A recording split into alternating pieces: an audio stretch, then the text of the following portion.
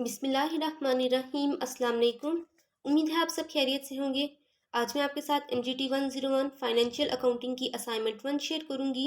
इस current semester की ये फर्स्ट असाइनमेंट है। इसकी लास्ट डेट 17 मई है और आपको पता है कि असाइनमेंट पे एक एक्सटेंड डेट मिल जाती होती है, तो आप इसे 18 मई तक सबमिट करा सकते हैं।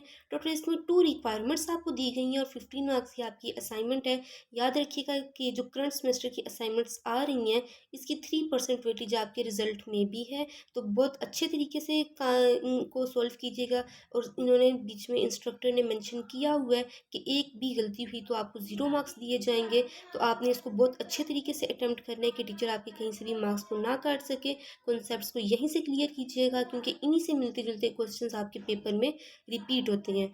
तो स्टार्ट करते हैं। पहले आपको इन्होंने एक क्वेश्चन दे दिया। अब जो मैं लाइन बोल रही हूँ ना सिनेरियो के बीच में, इसको जहन में रखिएगा। ये 1 अप्रैल 2023 की इन्होंने ट्रांजैक्शन हमें बताई है। कैश इन हैंड के बीच में 4 लाख रुपया जाएगा और कैश एट बैंक के बीच में 3.5 लाख रुपया जाएगा। अब इस 1 अप्रैल की तो इन्होंने हमें शो करा दी है। आगे से हमने खुद देखना है कि कैश इन हैंड के बीच में क्या ट्रांजैक्शन जाएगी और कैश एट बैंक के बीच में कौन सी ट्रांजैक्शन जाएगी। नीचे वाले कॉलम के बीच में एक तरफ डेट्स हैं, अगली तरफ ट्रांजैक्शंस हैं। अब ये डेट्स 2 अप्रैल की डेट को याद रखिएगा। ये बहुत इंपॉर्टेंट है कि गुड परचेज हुई 3 लाख की XYZ ब्रदर्स से। अब ABC ने जो चेक दिया वो 2 लाख का था XYZ ब्रदर्स को। तो जब हमने 3 लाख में से 2 लाख रुपया निकाला तो हमारे पास 1 लाख रुपया बच गया। ये जो 2 अप्रैल वाली ट्रांजेक्शन है ना, ये हम 3 जगह पे यूज़ करेंगे। Cash in bank, cash in hands, cash at bank और जर्नल परचेज के बीच में यूज़ करेंगे। इसी तरह से 4 अप्रैल आ जाएगा, 9 अप्रैल और ये चलते चलते 30 अप्रैल तक ट्रांजेक्शन्स एंड हो जाएंगी। आपने कैश इन हैंड फाइंड करना है और कैश एट बैंक फाइंड करना है। अब जो आपने सेल्स जर्नल और परचेज जर्नल निकालना है, उसका फॉर्मेट ऐसा होना चाहिए कि सेल जर्नल ऐसे लिखा हो कॉलम के अंदर, और ज़रूरी है कि आप इसका ये ऐसे कॉलम बनाएं और ये डेट आगे मेंशन की हो, डेट के कॉलम के बीच में नीचे डेट्स हो और नेम ऑफ डेबिटर्स के बीच में नेम हो और RS के अंदर आपकी सारी प्राइसेस लिखी हो, ट्रांजेक्शन्स लिखी हो और नीचे टोटल ऐसे आया हो। और फिर परचेज जर्नल के बीच में भी इसी फॉर्मेट को आपने फॉलो करना है। इम्पोर्टेंट चीज़ ये है कि आपने ज़रूरी नहीं है कि जो आप कैलकुलेशंस करें कैश इन हैंड्स में और कैश एट बैंक के बीच में वो कॉलम की फॉर्म में करें। उसमें कॉलम रिक्वायर्ड नहीं है, आप उसको सिंपल कैलकुलेट करके भी लिख सकते हैं। ये यहाँ पे उन्होंने रिक्वायरमेंट दी है कि जैसे आपकी आसानी हो। और ज़रूरी ये है कि जहाँ पे आप एडिशन कर रहे हो वहाँ पे आप ऐड लिखो या प्लस का निशान डालो, और जहाँ पे सब्ट्रैक्शन कर रहे हो वहाँ पे लेस लिखो या माइनस का निशान डालो, नहीं तो आपको 0 मार्क्स मिलेंगे। और रिक्वायरमेंट 2 कह रहा है कि सेल जर्नल और परचेज जर्नल के बीच में जो फॉर्मेट आपको गिवन है, मतलब ये वाला फॉर्मेट, इसको लाजमी फॉलो कीजिएगा, नहीं तो 0 मार्क्स मिलेंगे। और थर्ड पे ये कह रहा है कि आप रिक्वायरमेंट 1 और रिक्वायरमेंट 2 पे कोई भी गलती करोगे तो सीधा सीधा आपको 0 मार्क्स मिलेंगे। सोल्यूशन की तरफ बढ़ते हैं। ऑनेस्टली स्पीकिंग, मैंने ये अपनी असाइनमेंट, ये जो वीडियो थी, ये लैपटॉप के ऊपर बनानी थी। वहाँ पे मैंने ये सारा डेटा लैपटॉप पे लिखा, लेकिन वहाँ पे रिकॉर्डिंग नहीं हो रही थी, यूट्यूब पे वीडियो अपलोड ही नहीं हो रही थी। अभी रिसेंटली मैंने HP का लैपटॉप लिया, उस पर भी ये इशू है। और उससे पहले मैंने एप्पल का लैपटॉप लिया था, तो फिर वो भी इतना क्योंकि ज़्यादा ही पुराना हो गया था। लेकिन अभी जो ये रिसेंटली लिया इसमें भी यही इशू आ रहा है। तो अब बहुत मजबूरी के बीच में मैं ये मोबाइल से वीडियो बना रही हूँ। कैच इन हैंड्स को देख लेते हैं। सबसे पहले जो ओपनिंग लिखा है, ये जो मैंने ऊपर डेट्स लिखी है ना, ये बस मैंने इस वजह से लिखी है कि आप लोगों के जहन में निशानी रह जाए। ये ऊपर से आपने 4 अप्रैल, 2 अप्रैल, 20 अप्रैल ये क्वेश्चन था, ये लिखना आपने बिल्कुल नहीं है।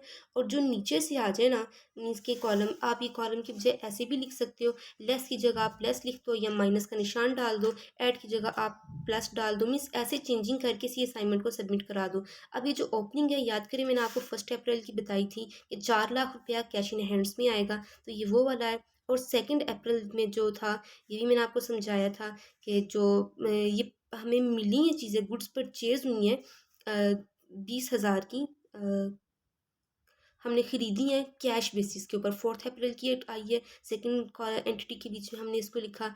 फिर जो हमने cash in paid to XYZ brothers, ये 3 लाख के बीच में से 2 लाख रुपया जो निकाला था, तो ये 1 लाख रुपया हमारे पास आ गया। और थर्ड वाली के बीच में ये 80,000 जो हमने गुड्स को सेल किया 20 अप्रैल की जो ट्रांजेक्शन हुई है वो आ गया। अब आप जब 4 लाख के बीच में से 20,000 निकालेंगे तो 3,80,000 आपके पास आ जाएगा। उसके बीच में से जब आप 1 लाख रुपया फिर फिर माइनस कर देंगे तो तब आपके पास 2,80,000 आ जाएगा। अब 2,80,000 के बीच में आप दोबारा 80,000 प्लस कर देंगे तो आपके पास 3,60,000 आ जाएगा। कैश एट बैंक को देख लेते हैं। फिर सेकंड जो ओपनिंग है यहाँ पे, याद करें मैंने 1 अप्रैल में की ट्रांजैक्शन में आपको बताया था कि ओपनिंग के बीच में 3.5 लाख रुपया कैश एट बैंक के बीच में ट्रांजैक्शन हुई है। तो जो सेकंड अप्रैल की इन्होंने ट्रांजैक्शन की है वो 2 लाख रुपया यहाँ पर आ गई है। जो इन्होंने चेक दिया था ABC ब्रदर्स ने XYZ को, तो वो इधर आ गया। और फिर 24 अप्रैल को जो ताजिर थे उन्होंने PO स्टोर से 40,000 की परचेज की थी, तो वो आ गया यहाँ पे 40,000 वाला। अब 3.5 लाख के बीच में से जब आप कम करेंगे 2 लाख को तो आपके पास 1.5 लाख बचेगा। 1.5 लाख में से 40,000 को फिर लेस कर दें या माइनस कर दें तो आपके पास 1,10,000 बच जाएगा। ये दोनों यहाँ पे क्लियर हो गए। अच्छा, इन दोनों में फिर बता रही हूँ, आपके लिए ज़रूरी नहीं है कि आप एक कॉलम बनाएं, कॉलम के बगैर भी आप ये कर सकते हैं, ज़्यादा आसानी होगी। फिर परचेज जर्नल के बीच में आपको फॉर्मेट को फॉलो करना लाजमी है। दोबारा से यहाँ पे 2 अप्रैल की आ गई। मैंने आपको बताया था कि बहुत इंपॉर्टेंट ट्रांजेक्शन है 2 अप्रैल के बीच में। अच्छा, ये जो 2 अप्रैल है इसके ऊपर आप डेट लिख दीजिएगा, और जो ये गुड परचेज है इसके ऊपर आप नेम ऑफ डेबिट मीन्स के ऊपर ये इनके नाम आ जाएंगे, और ये जो थर्ड वाला कॉलम है इसके ऊपर आप RS लिख दीजिएगा। बाकी वही रहेगा सिस्टम। और 2 अप्रैल वाली ट्रांजेक्शन वही आ गई। 3 लाख में से मैंने 2 लाख निकाल दिया तो 1 लाख रुपया मेरे पास गुड परचेज आ गई। ये क्योंकि 2 बेसिस पे था, क्रेडिट बेस पर भी था और कैश बेस पे भी था, इस वजह से 3 कॉलम्स में रिपीट हुआ 2 अप्रैल वाली ट्रांजैक्शन। फिर 30 अप्रैल में आ गया तो यहाँ पे जो गुड्स परचेज हुई थी वो 75,000 की रहीम स्टोर से हुई थी क्रेडिट बेस के ऊपर। जब क्रेडिट बेस आ जाए तो इसको हम एक जगह ही लिखते हैं। अब क्योंकि परचेज्ड का मामला था तो हमने इसे परचेज जर्नल के बीच में लिखा, और फिर ये 75,000 यहाँ पर आ गया। अब यहाँ पे साथ ही आप प्लस का निशान या ऐड लिख सकते हैं, क्योंकि 1 लाख के बीच में जब आप 75,000 ऐड करेंगे तो 1,75,000 वैसे ही आपका आंसर आ जाएगा। लास्ट जो हमारे पास बनेगा वो सेल जर्नल है। यहाँ पे भी आपने लाजमी इसके फॉर्मेट को फॉलो करना है। 14 अप्रैल को आपने गुड्स सोल्ड की थी, जब सोल्ड करना है ना वो क्योंकि सेल जर्नल है तो सेल के बीच में आ जाएंगी। तो 1,80,000 की ट्रांजैक्शन क्रेडिट बेस के ऊपर, जहाँ पे क्रेडिट आ जाए उसको भी आप सिर्फ एक जगह ही यूज़ कर सकते हैं। अब 26 अप्रैल की ट्रांजैक्शन आ गई, तो ये आपने जो चीज़ें बेची थी RST ब्रदर्स को 1,20,000 की, तो वो क्रेडिट बेस के ऊपर वो भी 26 अप्रैल की ट्रांजैक्शन आ गई। उन दोनों को आपने ऐड किया तो आपके पास 3 लाख रुपया आ गया। ये आपकी टोटल असाइनमेंट थी। होप्स हो कि आपका कॉन्सेप्ट क्लियर हो गया होगा। कोई भी बात समझ में नहीं आई तो कमेंट्स में मुझसे पूछ लीजिएगा। अपनी दुआओं में मुझे भी याद रखिएगा। नेक्स्ट वीडियो में मिलते हैं। अल्लाह हाफिज़।